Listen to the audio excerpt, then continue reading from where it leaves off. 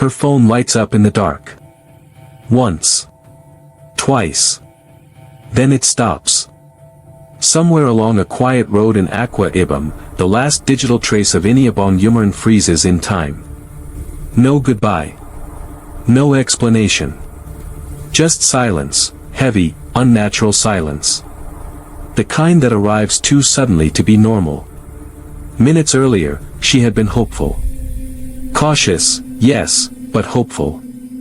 Now her WhatsApp status fades from online to last seen. Messages stack up unanswered. Calls ring out into nothingness. And in that space between one missed call and the next, a life quietly slips out of reach. She left home believing her life was about to change. Instead, she vanished, and Nigeria would soon learn her name for the worst reason imaginable. The road she walked that afternoon does not look dangerous. It never does. No screams echo here. No witnesses step forward. Just streetlights humming, shadows stretching, and a future that ends without warning. Iniubong was 26 years old. Like thousands of young Nigerians, she was chasing stability in a country where jobs are scarce and hope is expensive. A university graduate. Intelligent. Soft-spoken. Determined.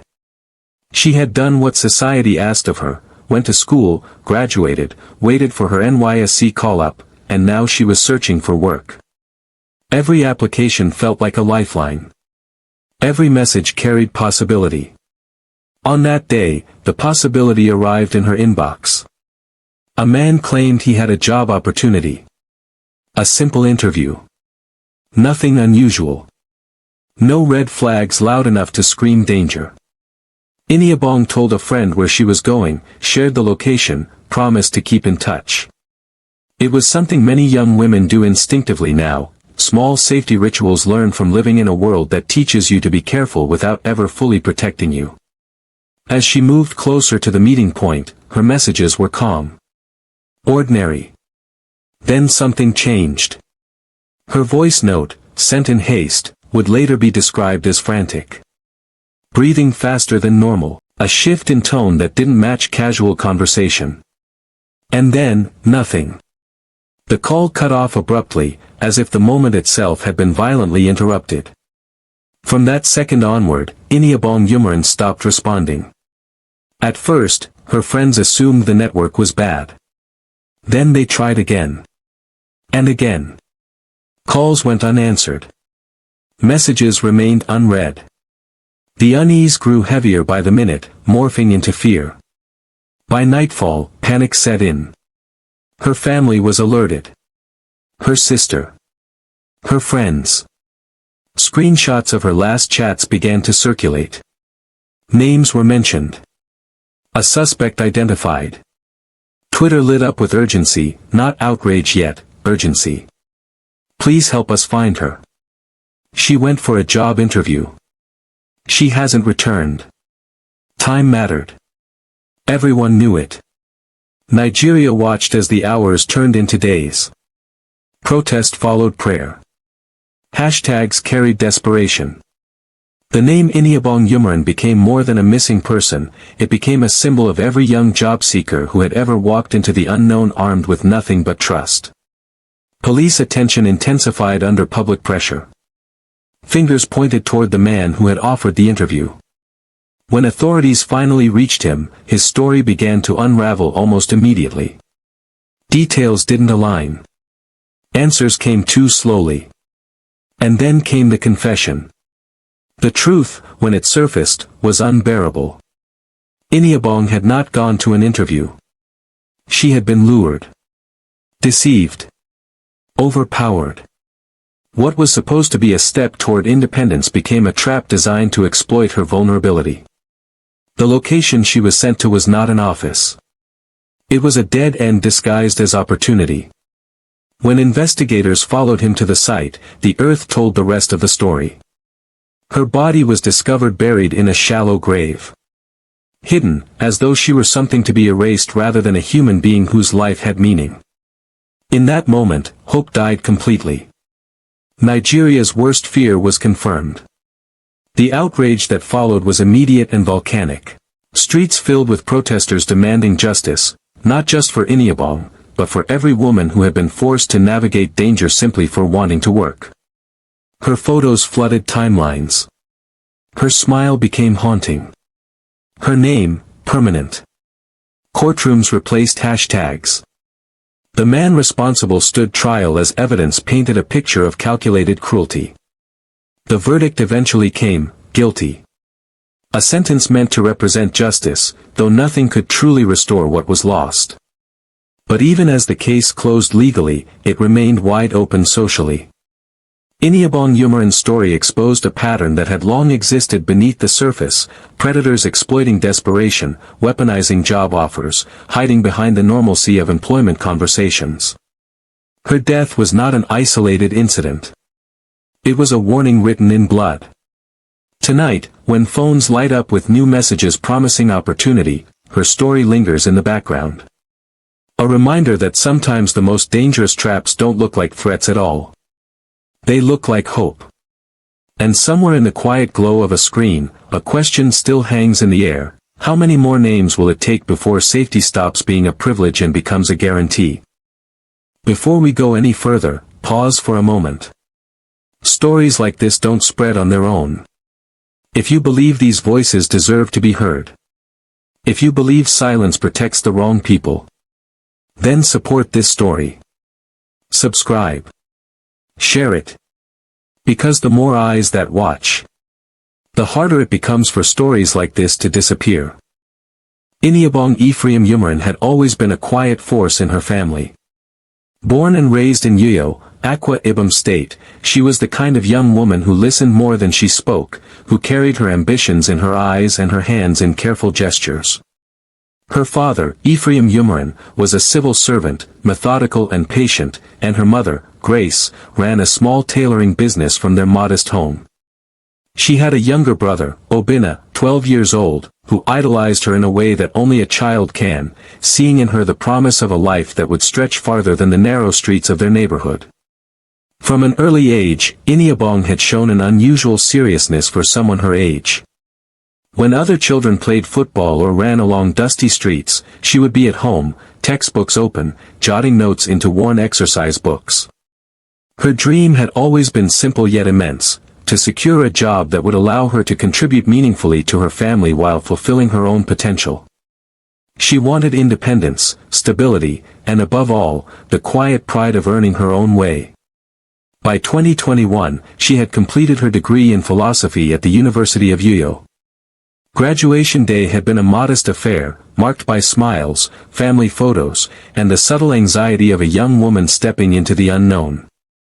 In photos, she is radiant, black hair neatly styled, eyes wide and hopeful, a smile that doesn't quite mask the weight of reality pressing on her shoulders. That weight was not abstract. Nigeria, like many other countries, offered few opportunities to young graduates, and for women, the path could be particularly precarious. Her days had grown into a rhythm of cautious optimism. She would check job boards, send resumes, and occasionally meet friends to discuss opportunities.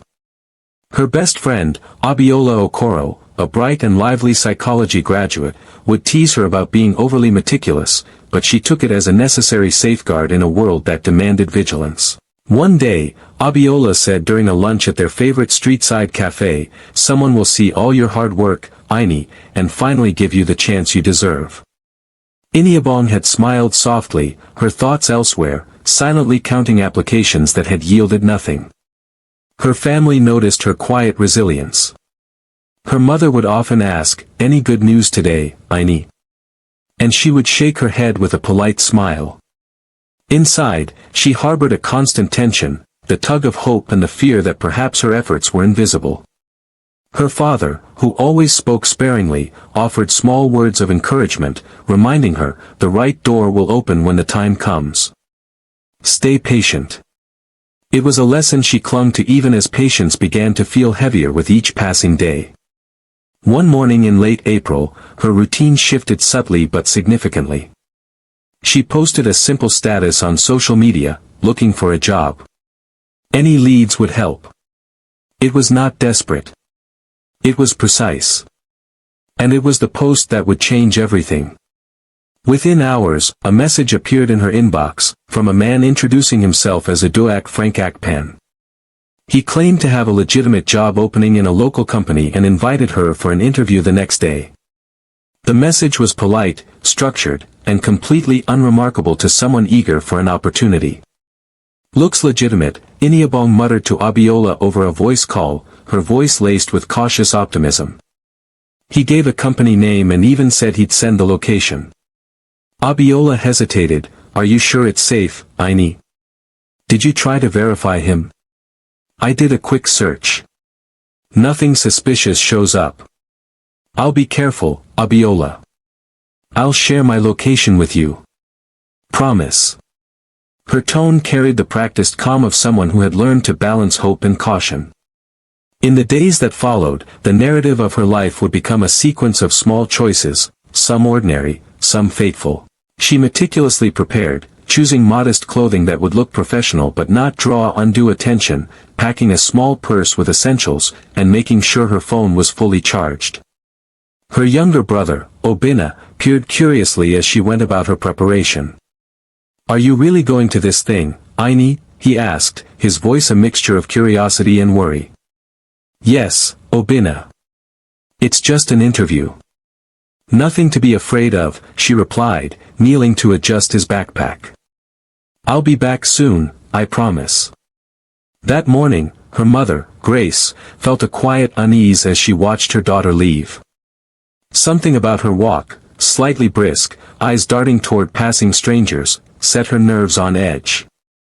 "Be careful," she called after her, the words more loaded than she realized. "And don't talk to strangers too freely." Iniubong responded with a gentle smile and a wave, the kind of small gesture that reassured her mother while concealing her own apprehension. By mid-afternoon, Iniubong was on her way to the supposed interview. She texted Abiola her estimated arrival time, a small routine they had maintained for weeks. The streets were busy but not overcrowded, lined with the familiar storefronts and motorbikes she had navigated countless times. Yet, even in familiarity, a subtle tension hung in the air, a kind of anticipatory anxiety that seemed to make shadows longer and footsteps echo unnaturally. As she walked, her phone buzzed. It was a message from Akpan, confirming the location and asking her to come directly without delay. Iniubong replied briefly, acknowledging the instructions. The text was casual, ordinary, but the camera of fate had begun to tilt. Along the way, she passed a few acquaintances from the university who waved. She waved back politely, her smile warm but distracted, eyes occasionally scanning her surroundings. To an observer, she appeared like any other young woman heading to a job opportunity, unaware of the storm that was about to descend. Her first interaction with the suspect, Uduak Frankakpan, would later be reconstructed by police. He had presented himself as a recruiter with professional poise, polite demeanor, and an apparent interest in her potential. At that moment, he seemed entirely unremarkable, blending seamlessly into the urban backdrop. His calmness, however, belied the calculations that would soon unfold. Inside his compound, the setting was deceptively ordinary.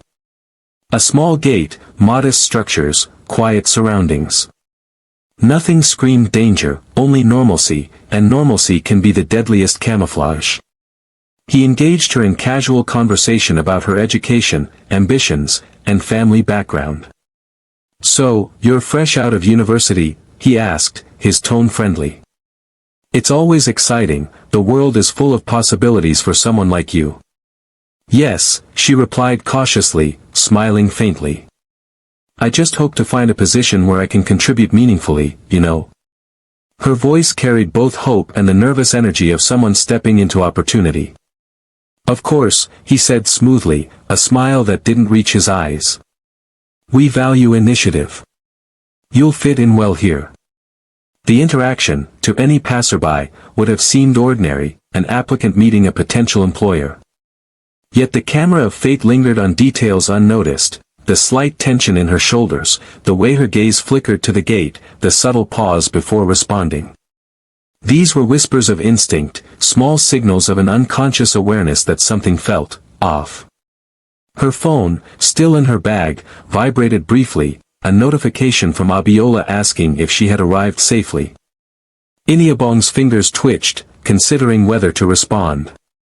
She typed a reply, hesitated, then decided to send a brief message, "Just arrived, all seems fine." A lie only to maintain composure, to preserve calm, to prevent unnecessary worry. It would be the last message she ever sent. Inside, the air felt heavier. Akpan sat opposite her and asked routine questions about her education, her interests, her availability. She answered politely, choosing her words carefully, maintaining eye contact. When he leaned back in his chair, studying her with a look that lingered a little too long, she shifted uncomfortably. "So, Iniubong," he said, folding his hands, "you're willing to start immediately?" "Yes," she replied. "I'm eager to work." He smiled again, but this time it felt different. Calculated. "Good," he said. "Very good." Her phone buzzed inside her bag. A message from Abiola. She glanced down instinctively, then looked back up. "Is everything okay?" Akpan asked. "Yes," she said quickly. "Just a message." "Perhaps you should silence your phone," he suggested, his tone still polite. "So we can focus." The suggestion unsettled her. She nodded anyway, sliding her phone deeper into her bag. The interview continued, but the questions began to stray, about where she lived, whether she came alone, if anyone knew she was there. Each answer felt like it revealed too much. "I told my friend I was coming," she said cautiously. "She knows my location." Akpan chuckled softly. "That's very responsible of you." The chuckle did nothing to calm her. Minutes later, the tone shifted entirely. What happened next would later be pieced together through confession and evidence, but in that moment, it was confusion first, then fear. Iniubong stood up abruptly, backing toward the door. "I think I should go," she said, her voice shaking now. "We can continue this another time." Akpan's smile vanished. "No," he said flatly. She reached for her bag, her heart pounding violently. Her instincts screamed at her to run, to scream, to fight. Her phone vibrated again, and she fumbled for it, pressing record on a voice note without thinking. Her breath came fast, her voice barely steady. "Abi," she whispered urgently, "something's not." The message cut off. Outside the compound, the world continued as usual. Motorcycles passed. Vendors shouted. Somewhere nearby, laughter drifted on the air. Inside, silence swallowed everything. When Abiola listened to the incomplete voice note minutes later, her stomach dropped. She replayed it again and again, listening for clues, her fingers trembling. She tried calling. No answer. Again. Nothing. "This isn't right," Abiola muttered, pacing her room. She sent messages. "Are you okay? Where are you? Please reply." Each message sat unread. By evening, Abiola had called Iniubong's sister, Comfort Umoren. Comfort was older, more grounded, but panic crept into her voice as Abiola explained. "She wouldn't just disappear," Comfort said firmly. "Iniubong is careful. She always tells someone where she is." Their fear turned into urgency. They began calling hospitals, police stations, anyone who would listen. Comfort contacted their parents. Grace Umoren dropped the phone when she heard the news. "What do you mean she hasn't returned?" Grace cried. "She said she'd be back." Ephraim took the phone from her, his voice controlled but tight. "Where was this interview?" "We're trying to find out," Comfort replied. "There's a man. He contacted her online." Within hours, social media became their megaphone. Abiola posted screenshots, tagging accounts, pleading for help. "Please, my friend went for a job interview and hasn't returned. This is urgent." The post spread rapidly, fueled by fear and familiarity. This could have been anyone. The police, initially slow to respond, were forced into action by the mounting pressure. Officers traced the messages back to Akpan. When they went to his residence, he appeared cooperative at first, claiming Iniubong had left hours earlier. "She came for an interview," he said, shrugging. "We talked. She left." But inconsistencies crept in. Neighbors reported unusual activity. The timeline didn't add up. When officers pressed harder, Akpan's story shifted. His calm began to crack. "Where is she?" an officer demanded. "I don't know," Akpan snapped, his voice rising.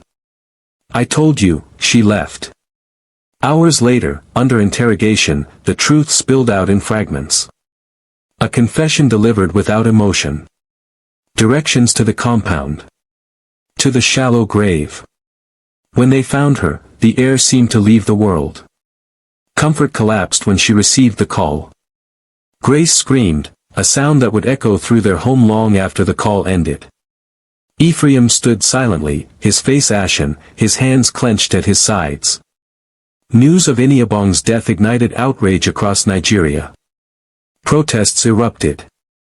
Candles burned through the night.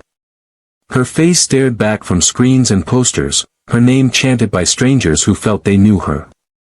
In court, Akpan stood expressionless as the details were laid bare. The judge listened.